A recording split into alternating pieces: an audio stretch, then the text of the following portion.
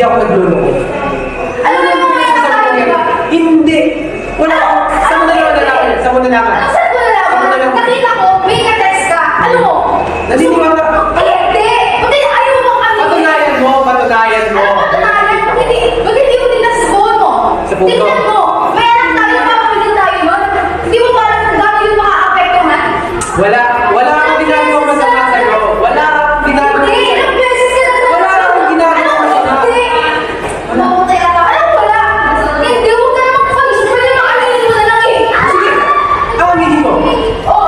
Pwede ka na mo na! Nagbababae ako! Ilang beses na kita niloloko? Ilang gusto mo, di ba? Oo! Ilang gusto mo? Kung ganyan na naman pala! Maghiwalay na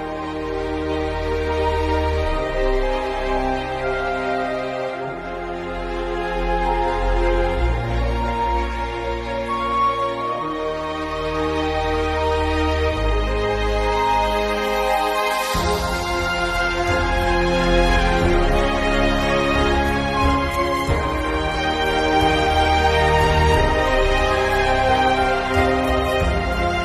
tayo? Na lang eh! Sige! Aminin mo! Oo! Pwede ka na mo na! Nagbababae ako! Ilang beses na kita niloloko? Ilang gusto mo, di ba? Oo! Ilang gusto mo? Kung ganyan na naman pala! Maghiwalay na lang tayo! Ano mag-iwalay tayo?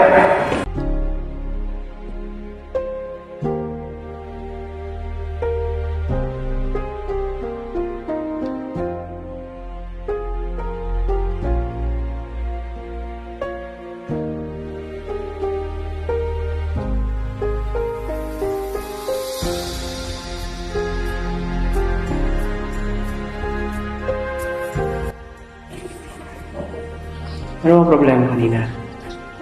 Ba't ka tumatakbo? Anong pinaproblema mo? Ha? Anong problema mo? Anong pinakarap mo ngayon? Sabihin mo na, tayo lang naman dalawa. Ako lang, tayong dalawa lang nakakalam yan. Baka matulungan kita.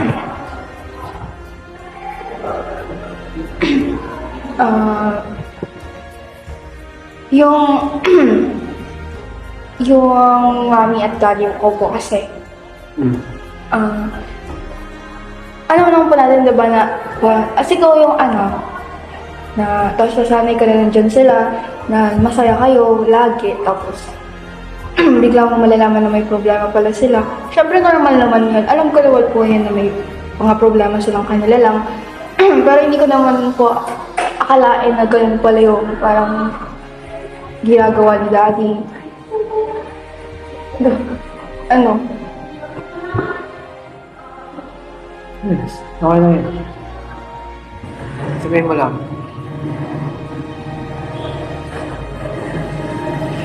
Hindi ko lang maintindihan niya. Kasi as a only child walker, hindi ko po ma-imagine na parang yung family, parang broken yung family. Pero syempre, ina-expect ko na buo kami till the end. Tapos ganun yung mangyayari. Syempre, affected ako. Ganun.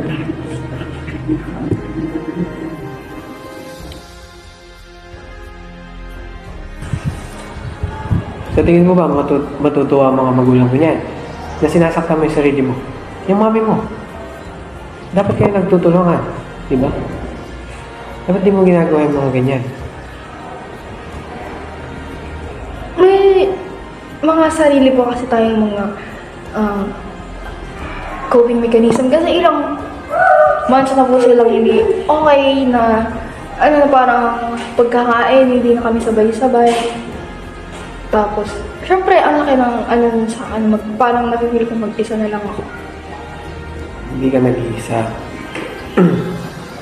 Andiyan pa yung mami mo, di ba? Kayo na lang magdamay. Kung di na kaya mabuo ang pamilya niyo,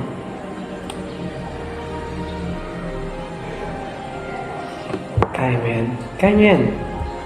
Pwede kang lumapit sa akin na nandito din naman lagi ako sa na kaya kang gabayan. Na tulungan ka. Huwag mong lagi mong sasaktan yung sarili mo kasi lalo mo yung ikakahina. Ikakahina ng mga mental or physical mo. Pwede ba tayo magkaroon ng session na para matulungan kita at makausap kita?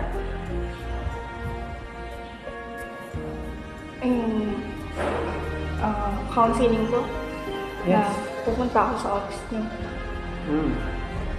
Para Paano matulungan naman kita. po yung makakatulong sa akin kung siyempre nag-uusap lang naman tayo, paano yung makakatulong?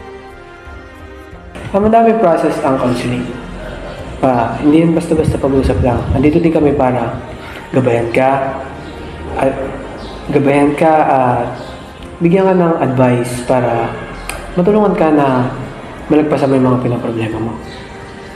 Kailangan ko po ba talaga mag-undergo ng counseling?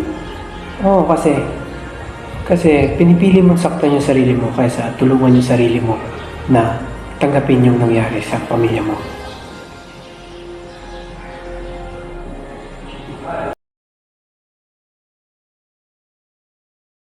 So kamusta ka na?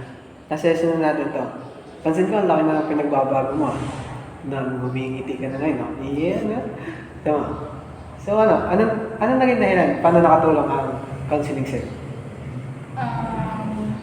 Sa ilang months po kasi na pagka-counseling natin, akala ko po nung una, hindi naman makakatulong kasi basta simpleng usap lang, parang mapipilit lang po ako mag-open up. Pero hindi naman pala kasi may mga bagay po ako na hindi alam na tungkol sa akin na-identify ko kung ano yung talaga yung problema ko, kung ano yung nakaka-apekto sa akin. Dati hindi ko alam, parang ngayon na bigyan ng linaw, and then yun, naturuan din ako na tumanggap, yun, yung acceptance, na di man siguro maibalik yung family namin, pero naiintindihan ko naman na yung both side ng parents ko since nag-usap-usap rin naman kami as family at nag-sorry din naman sila sa akin at naiintindihan ko naman at hindi ko naman pwede na ipilit na magbalikan sila.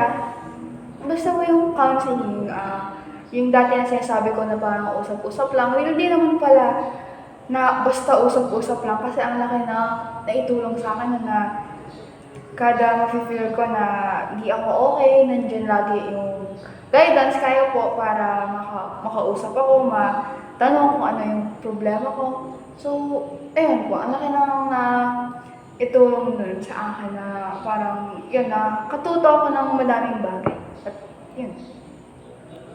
So, sinasaktan mo pa din sarili o hindi na? Hindi na po kasi sinasabi niyo lang po sa akin dati, di ba? Pag may counseling tayo at may nagkakataon na nauulit ko yung pag-self-harm, sinasabi niya sa akin, kung pag ba na sinaktan kayo sa sarili ko, nawawala ba yung problema ko? Di ba? Hindi naman. Hindi naman. Diba? So, tama naman po yun. I-realize ko din naman po yun. So, ngayon ako po, di ba last session lang po ito, na-feel ko lang po at ramdam ko naman na yun po, okay na ako. So, yun po, thank you. So, ipagpapatuloy mo lagi yan na huwag ka nang babalik sa ganun. Panay lang ganyan. Okay? Okay? Last na to If ever na gusto mo ulit na may kausap, andito lang ang guidance.